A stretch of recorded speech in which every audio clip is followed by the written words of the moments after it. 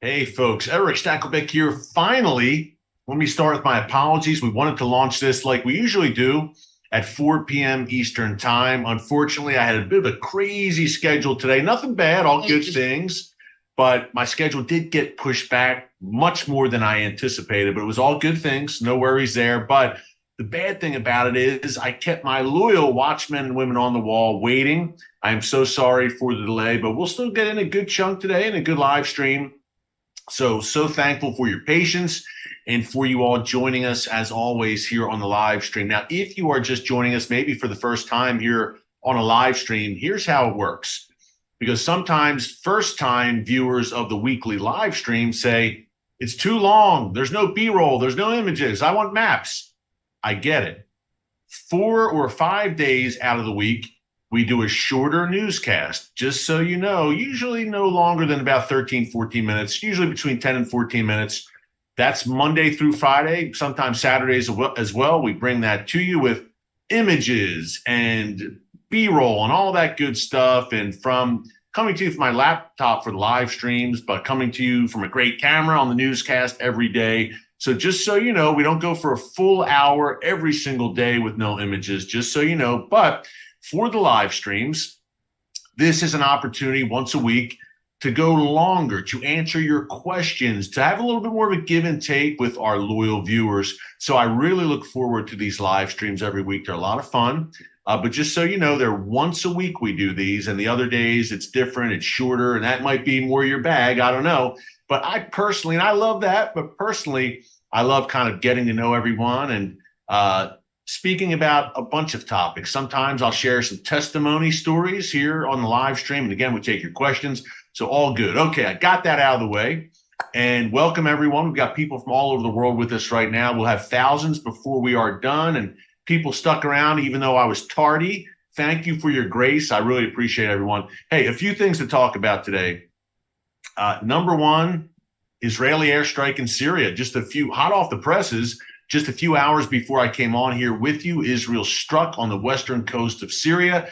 We'll talk about that. Number two, I want to expand a bit on a topic we hit on the newscast over the past 2 days.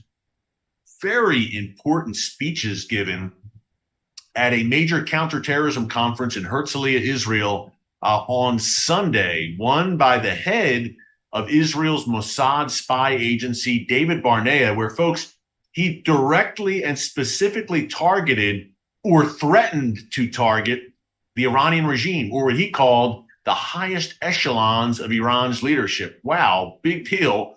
He also warned about the Iran-Russia relationship, and it was good for me to see a top Israeli official talking about that, because many times over the years, I've been on the ground in Israel, speaking to former and current officials and people who have a lot of know-how in the national security field. And I've asked them about Russia. Aren't you concerned, I would say, about the Russia-Iran growing military alliance and the presence of thousands of Russian soldiers at your doorstep in Syria? Are you concerned about this? And they'd say, well, it's not ideal, but we have good relations with Russia, and they're kind of keeping a check on Iran in Syria. And I would say, I don't know about that. Well, I think more and more Israeli decision makers are coming around to the fact that, wait a minute, this is a nefarious relationship between Russia and Iran that will threaten the Jewish state, the world's one and only Jewish state. I'm not just saying that clearly out of the natural, folks. Prophetically, it's pretty clear that's the case if you unpack the book of Ezekiel, chapters 38 and 39, that coming war of Gog and Magog. And I believe Russia will lead that latter days confederation against Israel. They don't get very far. We'll talk about that later. But I've always got that not only in the back of my head, but kind of at the forefront, of course, when I'm observing this Russia-Iran relationship. And by the way, Turkey's increasingly cozy relationship with Russia and the Iranian regime. So it's good to see top Israeli decision makers who, folks, make no mistake about it, are very intelligent and then some. It's good to see them publicly acknowledged now. And look, they've got to do the diplomatic dance a little bit, and they've been very concerned about angering Russia and having not open military hostilities with Russia, but a major diplomatic conflict with Russia. They're trying to avoid that, are the Israelis. But to me, after a while, you got to tell it like it is. And anyone who has eyes to see and has been watching this all unfold over the past several months can see that Russia and Iran, wow, that is an increasingly airtight, close military alliance, full blown.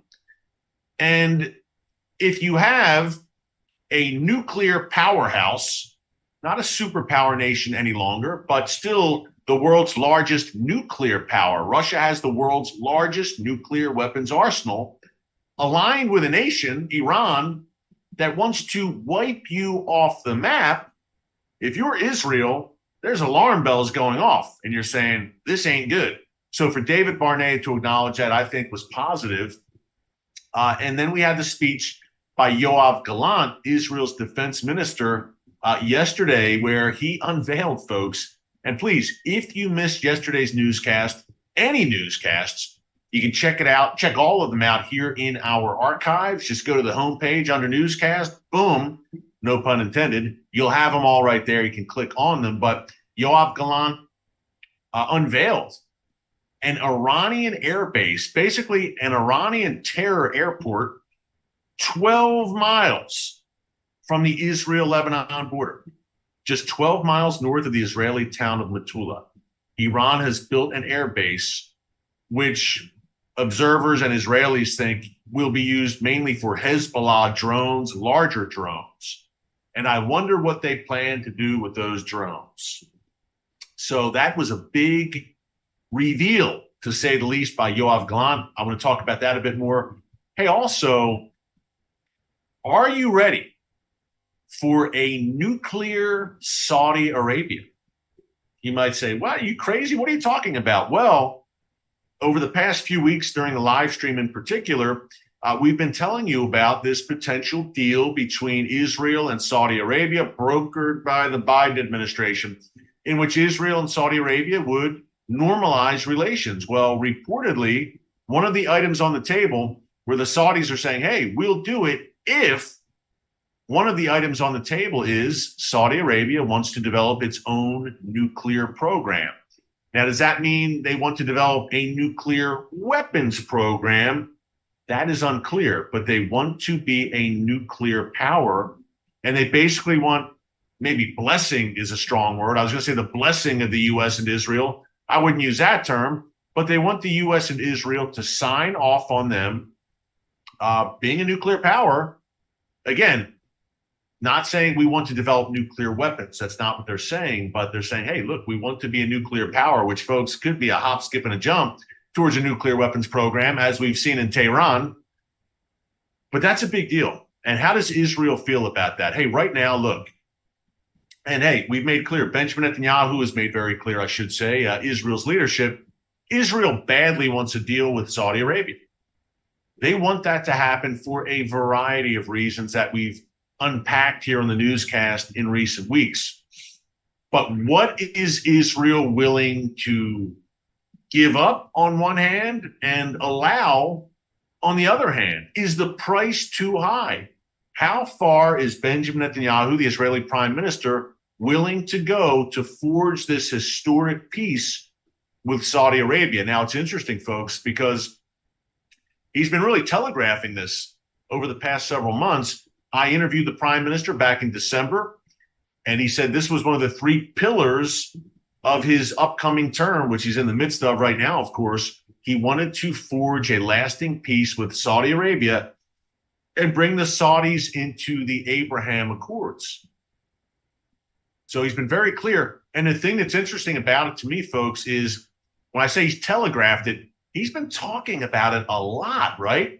I mean, he not only Prime Minister Netanyahu, but Eli Cohen, the foreign minister, other Israeli officials have been talking on a frequent basis about a potential Saudi deal and what a great thing it would be for Israel, for Saudi Arabia, for the region, and for the world, which is a bit out of, could I say, out of character in that, listen, when the Abraham Accords were unveiled they were announced August 2020, you had the signing ceremony at the White House. nearly 3 years ago to the day. I remember it because I was there. I was on the White House lawn. I was invited to the Abraham Accord signing ceremony on September 15th, 2020, when Prime Minister Netanyahu, then President Trump, and officials from Bahrain and the United Arab Emirates signed the Abraham Accords on the White House lawn, a day I will never, ever forget. Needless to say, there with some very dear friends, and we witnessed a historic moment. I say all that to say, number one, it's can't believe it's 3 years almost to the day, folks. Time flies. But number two, at that time, if you recall, the announcement kind of came seemingly out of the blue, right? People said, what? Wow, what's going on? Israel is making peace with the UAE and Bahrain? Wow, we didn't see this coming. Some in the know did, and they knew there were back channel talks going on. But when it was actually announced, it came as a great surprise to many. Compare and contrast that with Saudi Arabia and how Israel's been kind of going about that in a potential normalization deal with the Saudis. Man, I mean, Israel's been broadcasting this and talking about it constantly, right? So that's been interesting, to the point where you wonder, look, will that scare the Saudis off and say, it's too public? You got to think that although Mohammed bin Salman, the Saudi crown prince, is obviously reform-minded, there's a good chunk of the Saudi populace who's probably not thrilled, needless to say, at the prospect of peace with Israel. And then look, we had the little diplomatic row a few weeks ago, about 2 weeks ago, where Israel announced, and we reported this on the newscast, the office of Foreign Minister Eli Cohen announced, hey, look, we just had talks with Libya, and we may be on the road to normalizing relations with Libya. Now, Libya came out, and the foreign minister of Libya was promptly fired. She had to flee the country for her safety, and anti-Israel demonstrations broke out. And you wondered at the time, wow, are the Saudis and other potential peace partners for Israel seeing what happened in Libya and saying, thanks, but no thanks? If people are going to rise up like that, it's going to cause such a mess, maybe we'll stay away. That does not seem to be the case. It has not halted any of the talk between Saudi Arabia and Israel. And I know we've got a lot of prayer warriors here on the live stream. So a quick prayer point and a prayer request. Major flooding has struck Libya, eastern Libya in particular, over the past few days. And folks, I'm sad to say, at least, and this is probably on the low end since I last looked a few hours ago, at least 2,000 people have been killed in Libya due to this flooding. Now, this follows, obviously, the horrific earthquake in Morocco over the weekend. Probably close to 3,000 people killed in that earthquake around Marrakesh, Morocco. So 2 North African nations really suffering gravely with serious natural disasters in the past week. So, folks, keep those nations, those people in your prayers right now, and that the comfort of Jesus, who's the great comforter, rest upon those nations, many of whom, look, don't know the Lord. These are Muslim majority nations. But let's pray that God pours his spirit out on them in this time of crisis. We pray for the people who've been wounded and everyone, family members, loved ones affected who've lost property. And they really need it right now, folks. So definitely keep the folks in Libya and Morocco in your prayers right now. So we've got a lot to discuss. Oh, and by the way, maybe I kind of buried the lead here. What about this new Iran deal? Now, it is not a nuclear deal yet, but that is the ultimate goal and intention of the Biden administration. What we did have was, and wrap your heads around this, on the 22nd anniversary of the 9/11 attacks, September 11th, 2023, 2 days ago, the Biden administration announces, yes, and they confirmed, yes, we have struck a deal with Iran. Now, we told you about this here in the newscast a few weeks ago. The Biden administration had agreed to this in principle, or lack of principle, I should say, with the Iranian regime.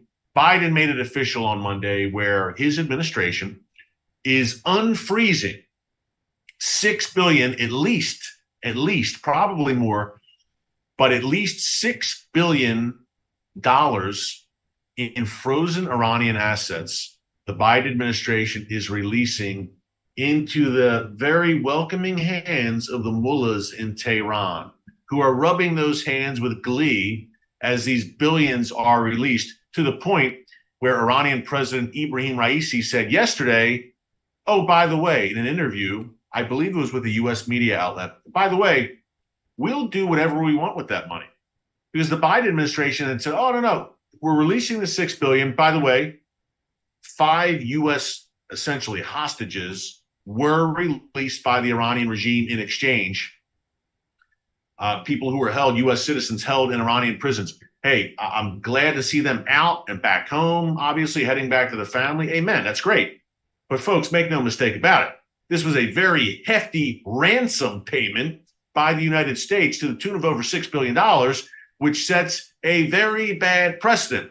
Because if you're the Iranian regime, you're saying, maybe I'll lock up a few more American citizens and get a few more $1 billion. Very, very bad precedent, to say the least. But the money was released. Now, the Biden administration, Blinken, the Secretary of State, said, no, hey, Iran is only going to use this for humanitarian purposes and for their own citizens. It's not going to go to weapons and the nuclear program. Yeah, right. Raisi said yesterday, hey, we're going to use these funds however we see fit. It's our money. We got it back. It was unfrozen. And now we're going to do whatever we want to do. And the great Satan, I'm saying this, but this is certainly what he was thinking. The great Satan, as the Iranian regime refers to the United States, can't do anything about it. And Ayatollah Khamenei, the founder of this Iranian revolution back in 1979, 1980, when the revolution was in its earliest days, he was fond of saying, we're going to do X, Y, and Z, something evil, basically. And then he would say there's not a bleep thing the United States can do about it. Very confident, very emboldened. And guess what? In many ways, the foreign policy of the current administration, to my mind, I don't know about everyone watching, in many ways, it kind of mirrors the Jimmy Carter foreign policy, right? With evil actors on the march, America's adversaries feeling emboldened and on the march. We certainly had that in 1979 with the onset of the Iranian revolution. At the same time, the Soviets invaded Afghanistan.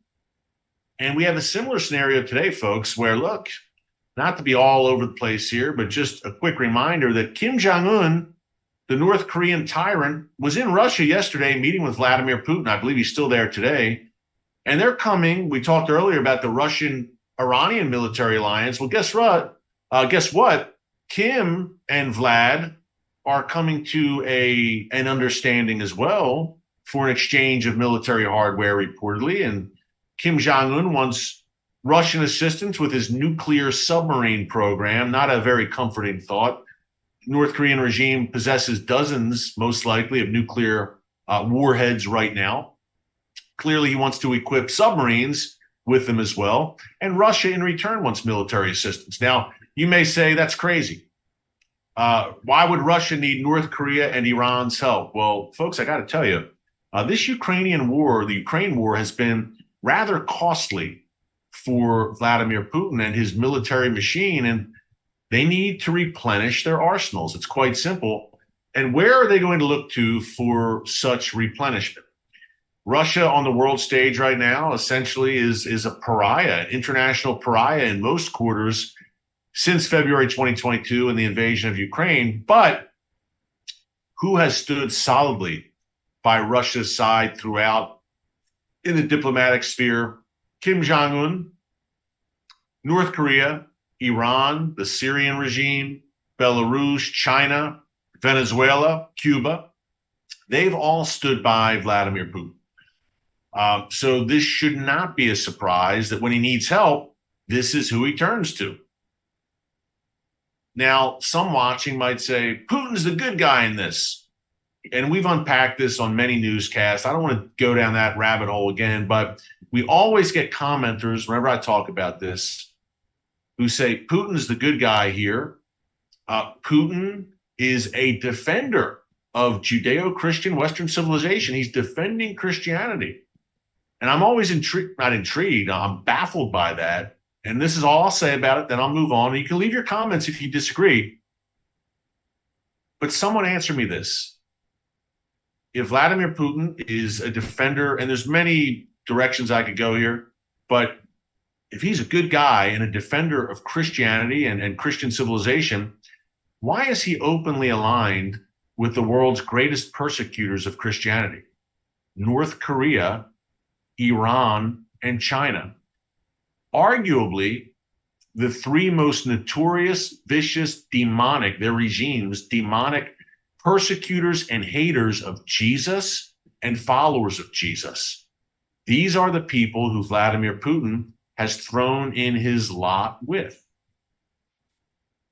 Final thing there, you can tell a lot about a man by the company he keeps. Iran's mullahs, Kim Jong-un, China's communist regime, locking up, torturing, murdering Christians on a regular basis. These are his friends. Does he even raise in his meetings with them what's happening to believers in those countries? Of course he doesn't. Because Vlad is pretty good at talking the talk that he knows will appeal to people. He's against the gender madness, everything else. And he knows that here in the States, we say we're against that too. But folks, don't get fooled there, because he's talking the talk in certain areas that you may agree with. But remember, at the end of the day, who he cast his lot in with. It's people who are enemies of freedom, who are enemies of Christianity. I'm talking about the Iranian regime, the North Korean regime, and the Chinese regime. Just putting it in a bit of perspective, you can disagree, agree, but I'm sure there'll be comments in the chat here. So, hey, fire away. But that's my thoughts on it. And by the way, Vladimir Putin also, I don't know, he considers himself the defender of the Orthodox Church in Russia. I don't know how many of you know that he's very hostile to born-again, evangelical, and non-denominational Christianity, and to the mere thought of them spreading the gospel, born-again believers like myself, spreading the gospel in Russia. Any Christian denomination not connected to the official state-sanctioned Orthodox Church, Vladimir Putin is anything but friendly to. So do a little bit of research there as well, if anyone is a fan of old Vlad. Okay, moving on.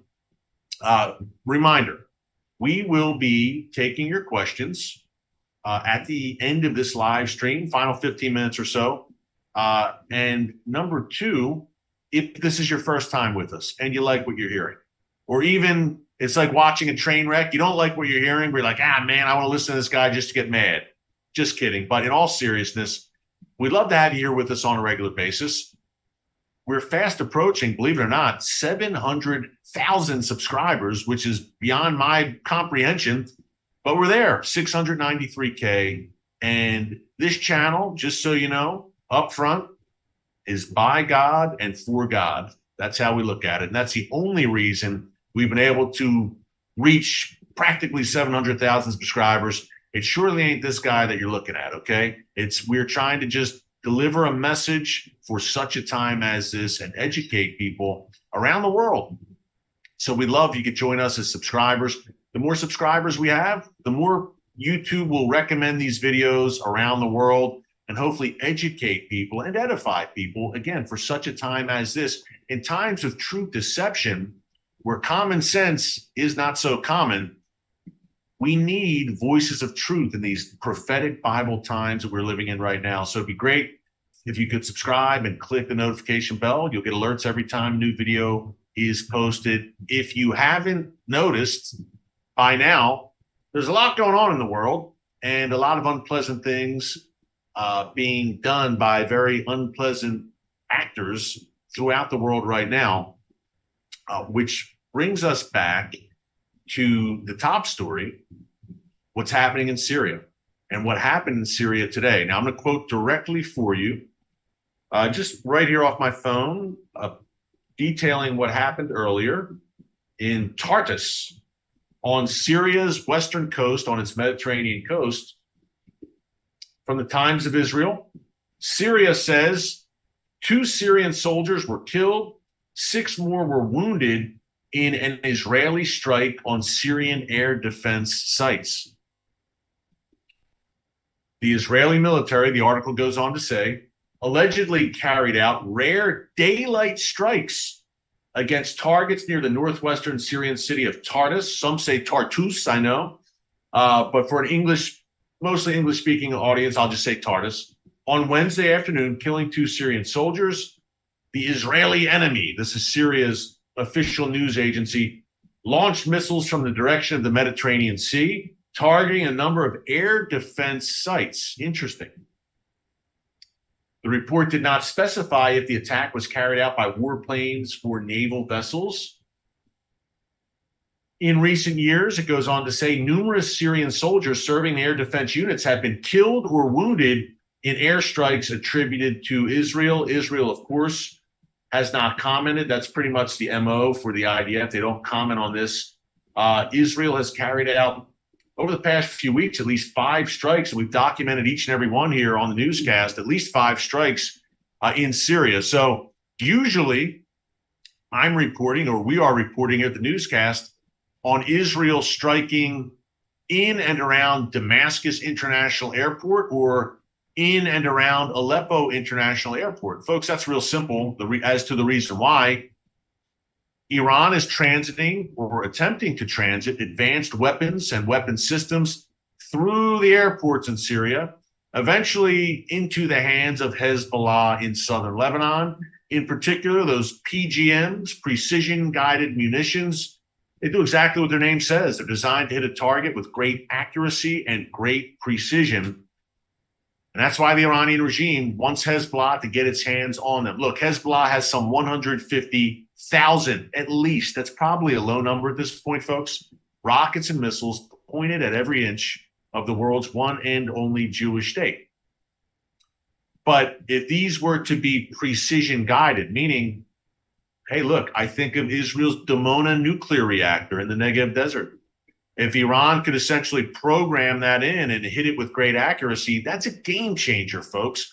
Ben Gurion Airport, game changer, not just haphazardly firing something, which, by the way, is deadly enough, or kind of firing something and hoping it heads in a certain direction, but programming it, precision guided to hit an exact and specific target.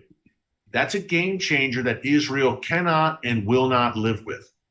That is the kind of advanced weaponry that the Iranian regime has been transiting and at least trying to transit through Syria into the hands of Hezbollah in southern Lebanon, which brings us to Israel carrying out hundreds, if not more at this point, of airstrikes in Syria against Iranian and Hezbollah assets over the past several years.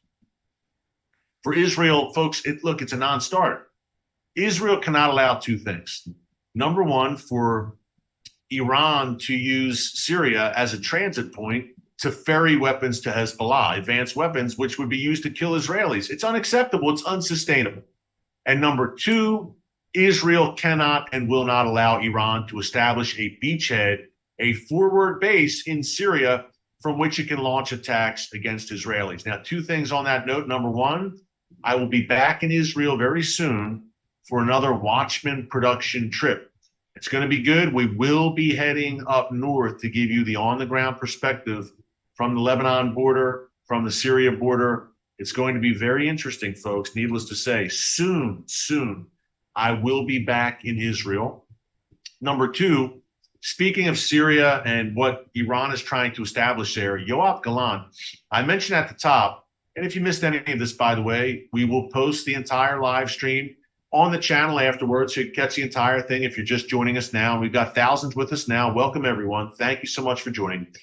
That International Counterterrorism Conference in Herzliya, Israel, over the weekend, Yoav Gallant, Israel's defense minister, and David Barnea, the Mossad chief, the head of Israel's Mossad spy agency, gave very important speeches. And Yoav Gallant said point blank, and Barnea echoed it, we will not allow the Iranian regime to duplicate in Syria what they have accomplished in Lebanon.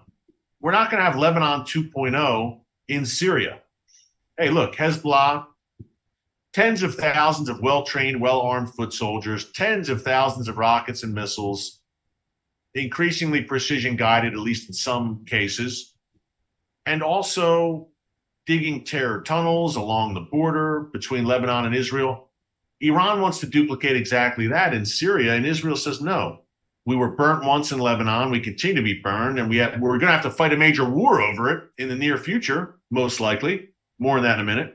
We're not going to allow it in Syria as well. We're already surrounded by a ring of fire, and Syria indeed is a part of that ring of fire. We're surrounded on all sides. We're not going to let Iran intensify the Syria ring of that broader ring of fire. It's not going to happen, folks. So what you have, we have some very smart viewers here. You can figure it out, right? A collision course between Israel and Iran over Syria. And that's where it's been heading. That's where it's always been heading.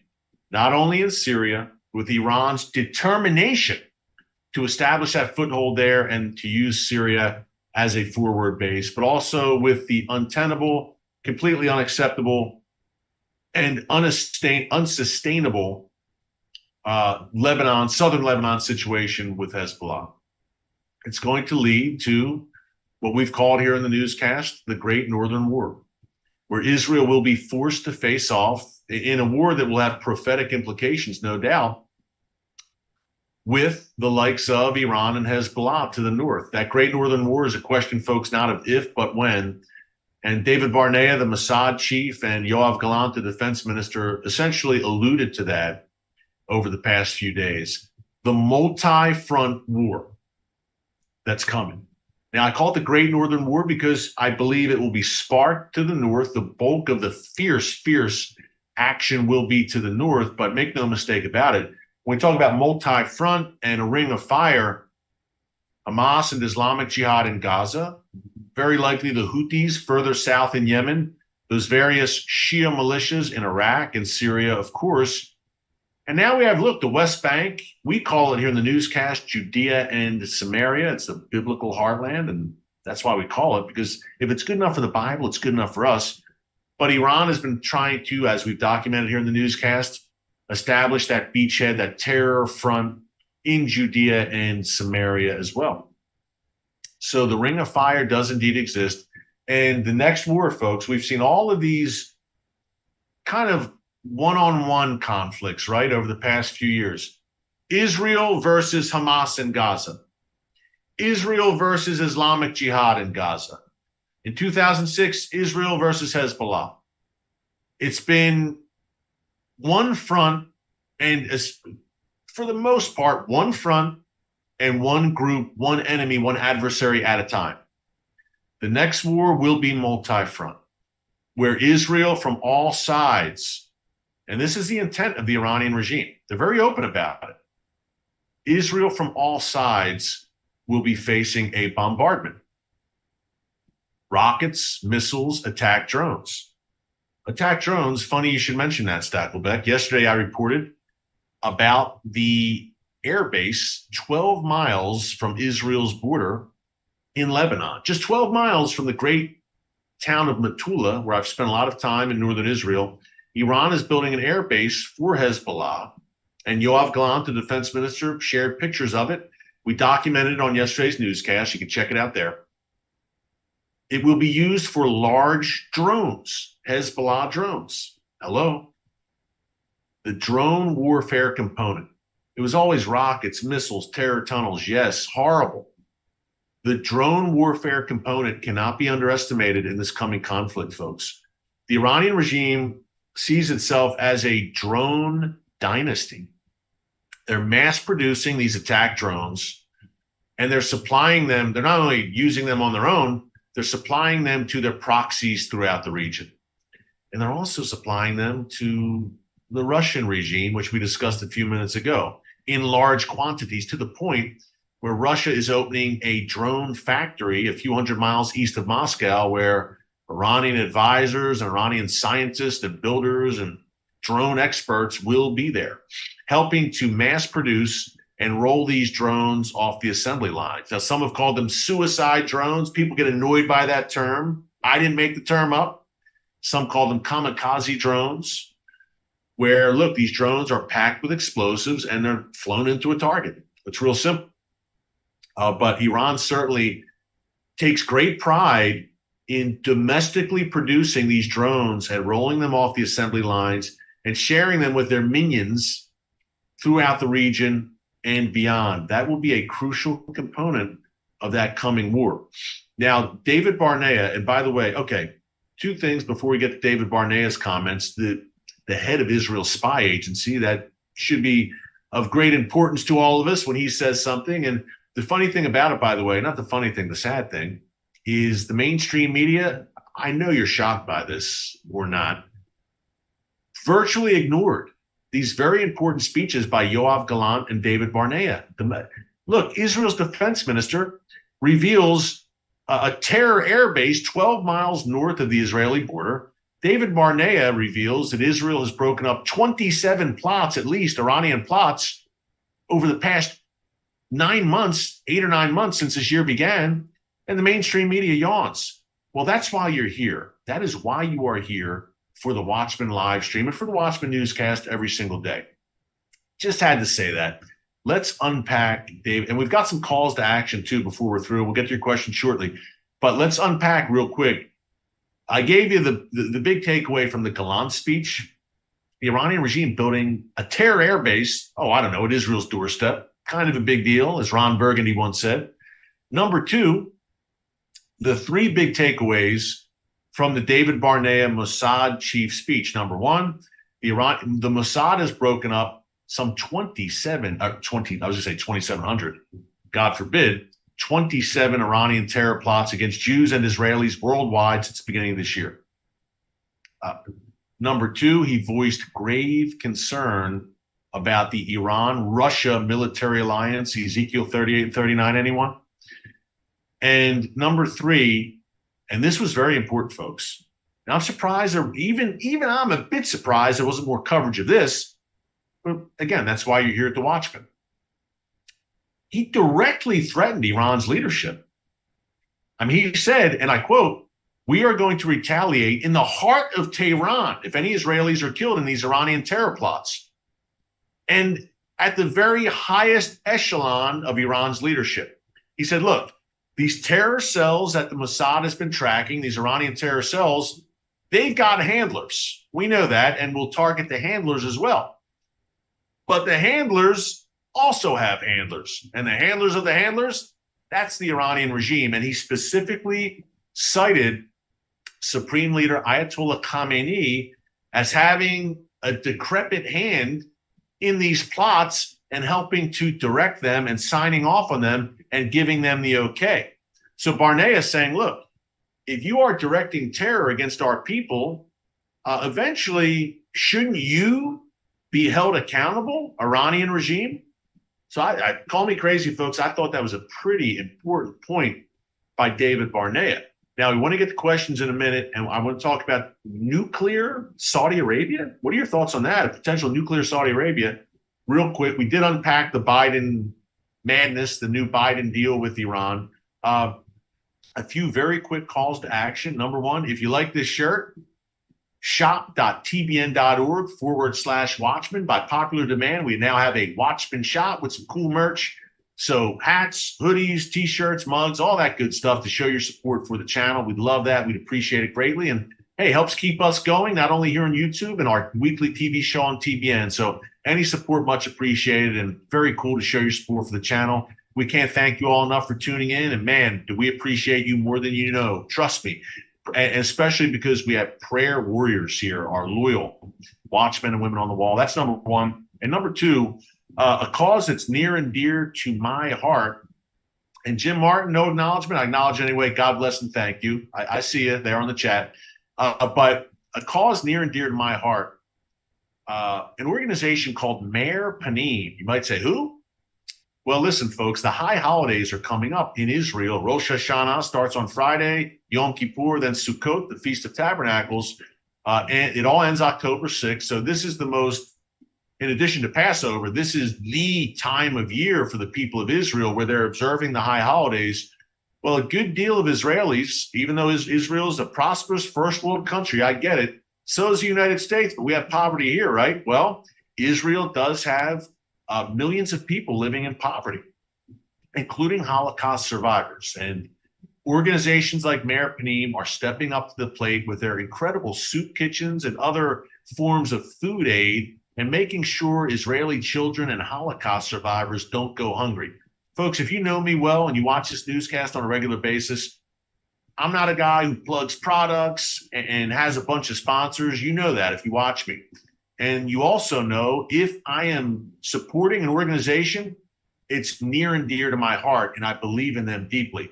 I believe in Meir Panim. And the reason is I've been on the ground with them at one of their headquarters in Israel, one of their incredible soup kitchens. And I've had the privilege and honor of handing out groceries to Holocaust survivors who needed them. Folks, nothing, I mean, talk about just piercing my heart and having such a great impact on me to serve these folks who've been through so much. That's the tip of the iceberg in terms of what Meir Panim is doing. So mpgive.com, that's mpgive.com. You see the information there on your screen. .org, I'm sorry, mpgive.org, my fault. Hey, great organization I believe strongly in, especially this time of year for the people of Israel. At the end of the day, I have a biblical mandate as a follower of Jesus and a believer in the Bible to bless the people of Israel. Genesis 12:3, and look, you will be blessed, no doubt. And Meir Panim is one way, certainly a great way to do that. So check out Meir Panim for sure. Okay, we want to get your questions real quick, and we also want to, in the few short minutes we have, talk about the prospect of a nuclear Saudi Arabia. I'd like to get your thoughts. I know you're commenting on it. But folks, to lay it out, I mentioned this at the top, here's the reported behind-the-scenes parameters of the potential deal between Israel and Saudi Arabia. A lot of it hinges on the Biden administration, and the Saudis are saying to the Biden administration, look, we want like a formal defense pact. Basically, if we're attacked, in essence, you'll come to our aid. We want our own nuclear program. That's the two biggies, I would say, right there off the top. And it's interesting because the Saudis have not pushed a Palestinian state. But the Biden administration is pushing a Palestinian state. And they're saying to Israel, well, Israel, look, you have to make concessions. You have to support a two-state solution and on and on. I've yet to see the Biden administration ever, and I mean ever, demand concessions from any of Israeli adversary or a potential peace partner like Saudi Arabia. Never. What has Joe Biden and his administration asked of the Palestinians, for instance? Israel, you have to do this, this, and this. What about the Palestinians? I've yet to see. And taking it further than that, what has the Biden administration asked of the Iranian regime in terms of the nuclear deal that they badly, badly want to revive? Has Iran been asked to end its ballistic missile program, completely halt its nuclear program, halt its support for Hamas and Hezbollah? Perhaps behind the scenes in some of these diplomatic negotiations, the Biden administration has said that, like, hey, we'd really like to see you do this. What it should be, if they are indeed bringing these topics up, which I have my doubts about, what it should be is, Iranian regime, you want a deal? You must do this, this, and this. Nuclear program done, support for terror done, ballistic missile program done. Or I'm walking away from the table right now. This isn't worth my time. See you later. And you're lucky I'm even here at the table in the first place. But that's not the negotiating tack of the Biden administration, clearly. You're negotiating from a position of weakness, and you're giving the Iranian regime all the leverage in the world. A tin pot dictatorship is how I would describe the mullahs in Tehran. Their own people, God bless them, have risen up against the tyrants in Tehran time and time again over the years. And the anniversary of the murder of Mahsa Amini is coming up this week, this month, by the way. That Iranian woman who was murdered by the regime last year and sparked massive protests throughout the country. So Iran has no leverage. But somehow the West, not only the United States, but Europe, have put Iran in a position where the mullahs are puffing their chest out and acting emboldened and making demands of the West and the United States. Folks, we could use a man like Winston Churchill right now. Anyone? Can I get an amen there? Anyone? Any Winston Churchill fans out there? Wow. We're not seeing that in the halls of Western power right now and so-called leadership. Iran is calling the shots here, folks, clearly in any negotiations with the West. So the nuclear Saudi Arabia prospect, hey, right now, the Saudis have a relationship that is, or a leadership that is obviously very favorably inclined towards Israel, to the point where the Saudis and Israel, look, I think it's going to happen, folks. I'm not giving you a timetable, and I'm not giving you a guarantee. I don't do that. But all the momentum is building towards normalization between Israel and Saudi Arabia, no doubt. And obviously, great things could come of that. And Mohammed bin Salman, they're reformist-minded. The Saudis seem ready for this. But when it comes to a nuclear program, look, if you're Israel, you have to at least consider the very unsavory possibility.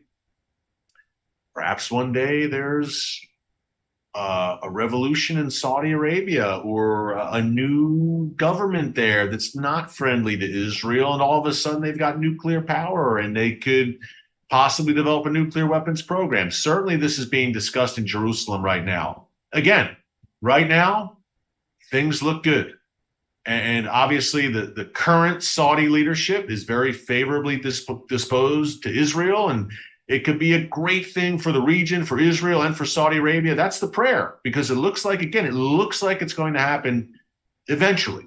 No timetable on it and no guarantee, but right now it looks like things are moving that direction, certainly.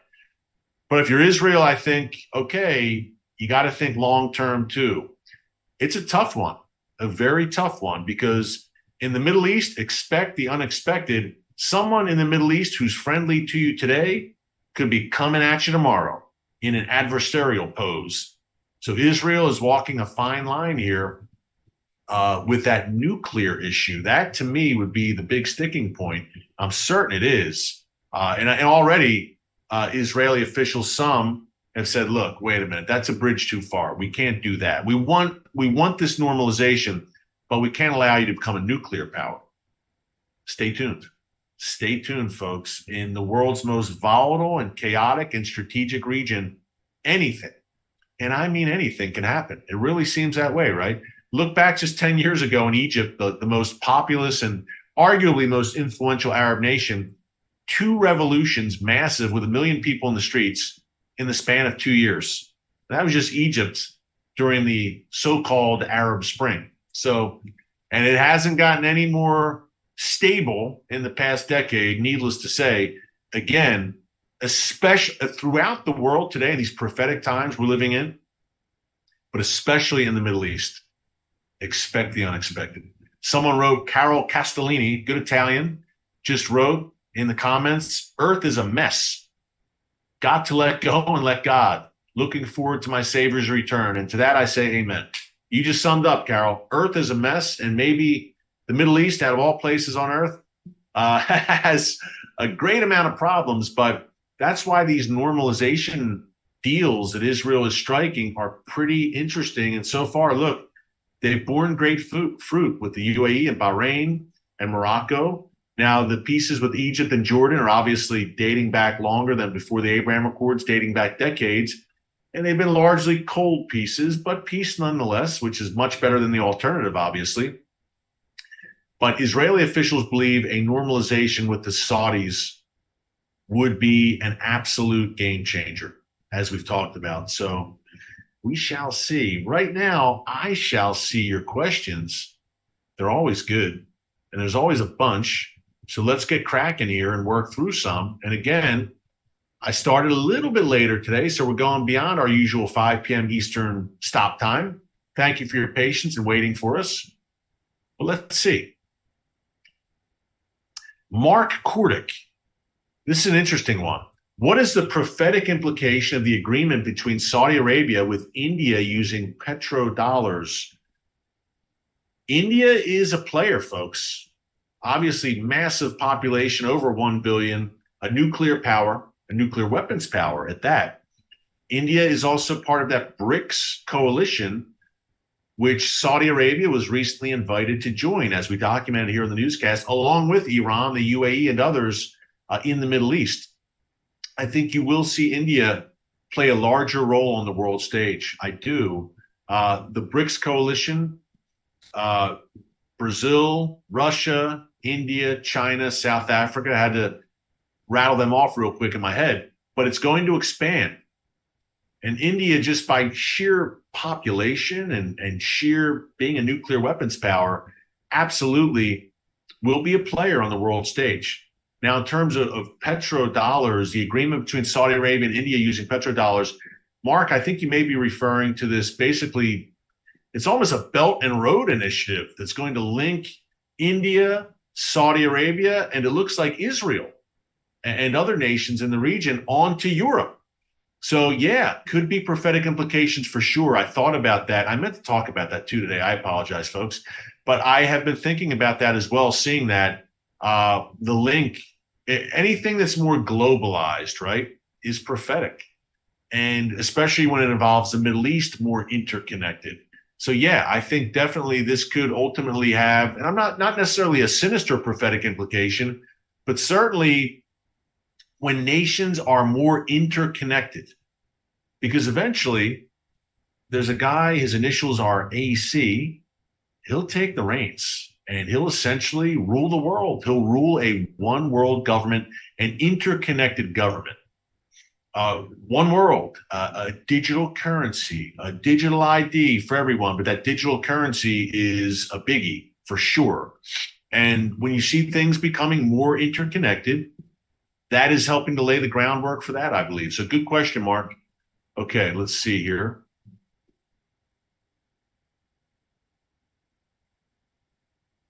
Rapture Watch, good name. When is the Saudi peace deal likely to be signed? Man, tough to say. Like I said, it looks like it's certainly moving that direction. I would suggest, and again, no guarantee, I'm not making a rock solid prediction. Yes, this is the date.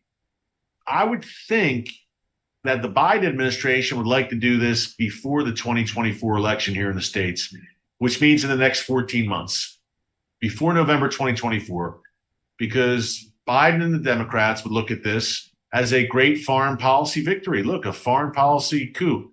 Melinda Roth, has the Saudis signed the peace deal yet? No, Melinda. We've been talking about this for the last 20 minutes. God bless you if you just joined us.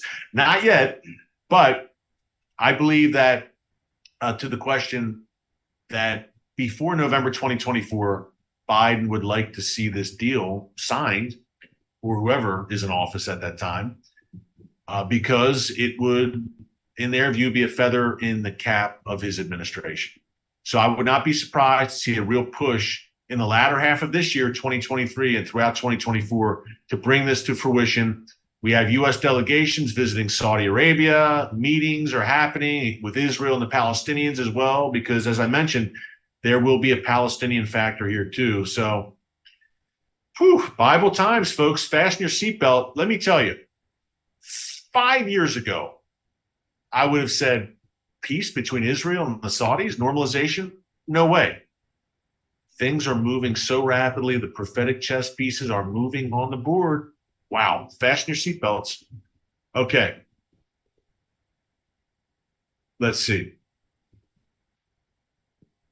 Nick D, what do you make of the second strike in Syria just a short while ago? Nick D, that I believe you're breaking news right now here in the live stream. I've been tied up for the past hour here with you guys. If there was a second strike, in addition to the TARDIS strike that we covered here in the live stream, I will brush up on it as soon as we get off air, and I'll talk about it tomorrow on the newscast. But not surprised if there was a second strike. Many times Israel has done that, struck multiple targets in Syria on the same day and the same night. So not a surprise there. But if that did indeed happen, I'll be ready for you guys tomorrow with an update for sure. But I'm devoting my full attention to you, to thousands who are with us right now, so I can't be scrolling through the phone the whole time, checking up on things. Okay, let's see what else we have.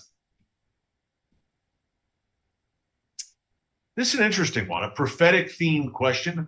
Rob Robert, or maybe it's Rob Robert, asks, Eric, do you think this positions Saudi Arabia, the potential peace deal with Israel, to become Mystery Babylon in one of its cities? You know, Rob, I would say that's unlikely, and we could go all over with Mystery Babylon. Some people think that Babylon, the city of Babylon, the ancient city of Babylon, some believe prophetically that it will literally be rebuilt in modern day Iraq. Some believe New York City is Mystery Babylon. Some believe the United States writ large is Mystery Babylon. I've heard other possibilities thrown out there as well. Saudi Arabia is building this new city, Neom, which is really, that's a whole other story. I'll just put it that way. It's miles long. It's narrow. We should cover that on a coming newscast. But the Saudis, what we do know about Saudi Arabia prophetically, I believe leads back to Ezekiel 38-39 and the war of Gog and Magog, where Sheba and Dedan get a shout out there, and they protest the Ezekiel invasion, the Gog-Magog invasion with Russia, Iran, Turkey, and others coming against Israel. They protest loudly, as do the young lions of Tarshish, which many believe are the nations of Western Europe and the United States. But the key takeaway there is Ezekiel's pretty clear that none of these nations lift a finger physically or militarily to help Israel. I'm sure there's a lot of UN resolutions and condemnations and sanctions and boycotts, but Israel is alone in that instance, except for the most powerful ally imaginable, the God of Israel, the God of Abraham, Isaac, and Jacob. And he comes to the rescue and then some. Okay, what do we have? What do we have? Let's see. Great question. Melissa Resnick, always great questions by you and always great to have you with us. Question for Eric. As we approach the high holy days, do you anticipate the enemies of Israel coming together for a strike on Israel? Just thinking of the Yom Kippur War, Chag Sameach and Lashana Tova, she says, which is a way of basically saying happy holidays as the high holidays approach. I'm concerned, Melissa. I am, no doubt. And the Yom Kippur War precedent, 1973, 50 years ago, where Israel, on the Day of Atonement, its holiest day, Yom Kippur, was attacked by its enemies, by Egypt, by Syria. There's always a concern for me, especially at a tense time like now, where Israel's on the precipice of possible war. And Israel has great internal divisions right now. There's always, for me, great concern this time of year, no doubt, that Israel's enemies could try to take advantage, no doubt. So, Melissa, absolutely. Can I say absolutely it's going to happen? No, and I pray obviously that it doesn't. But what I can say is I'm concerned. It's the high holidays. Israelis, to an extent, like most people do during holidays, let their guard down maybe a little bit. They're with family. It's days of observance. They're in touch with God during this time. It's a time they're not thinking necessarily of war and rumors of war during this time. But Israel's enemies are. And they also see, in many ways, divided Israel right now with demonstrations in the streets and everything else. It's a possibility, especially with the level of I don't think this is a word, tenseness. I majored in English, I should know this, but let's just say it's been very tense in all seriousness. And the boldness of Israel's enemies right now, Iran, Hezbollah. I say all that to say, Melissa, let's pray. Prayer works. And let's pray for the peace of Jerusalem. Let's pray for God's hedge of protection over the land of Israel during these upcoming high holidays, which again kick off on Friday, Rosh Hashanah, September 15th, stretch through October 6th for the Feast of Tabernacles, Sukkot. Okay, last thing to mention here before we go. I was in Washington, D.C.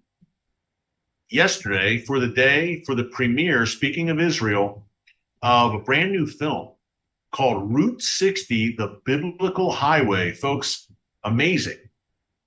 This one highway in Israel winds through all of the biblical sites, from Hebron to Nazareth, Bethlehem, Jerusalem, Shiloh, up to Joshua's altar. Well, your tour guides during this film are David Friedman, the former U.S. ambassador to Israel who opened the embassy in Jerusalem a few years ago, and former Secretary of State Mike Pompeo, who worked under President Trump. They lead this incredible journey through Israel, the biblical highway, Route 60. I can't recommend it highly enough. I was thrilled to attend the premiere last night at the Museum of the Bible in Washington, D.C. It's a great film. One night, 2 nights only, September 18th and 19th in theaters nationwide. Just check your local listings. It's going to be shown in over 1,000 theaters in the United States. And eventually, I believe, for our international viewers, it will be overseas as well. You can buy tickets now at Route, R-O-U-T-E, Route60.movie. That's Route60.movie. Recommended highly. Very cool. You're going to want to go to Israel. You're going to crave the Bible, dig into the word even more. It's that good. So September 18th and 19th, Route 60. That's Route60.movie. Check it out in theaters nationwide. Until tomorrow, thanks so much for joining us here on the Watchman Newscast live stream. God bless you. And remember, never hold your peace. Hey everyone, thanks for checking out the Watchman Newscast. Make sure you hit the subscribe button so you never miss an upload, and tap the bell icon so you're notified every time a new video is posted. And don't forget to share your thoughts, insights, and comments below. Thanks for watching. We'll see you back here tomorrow.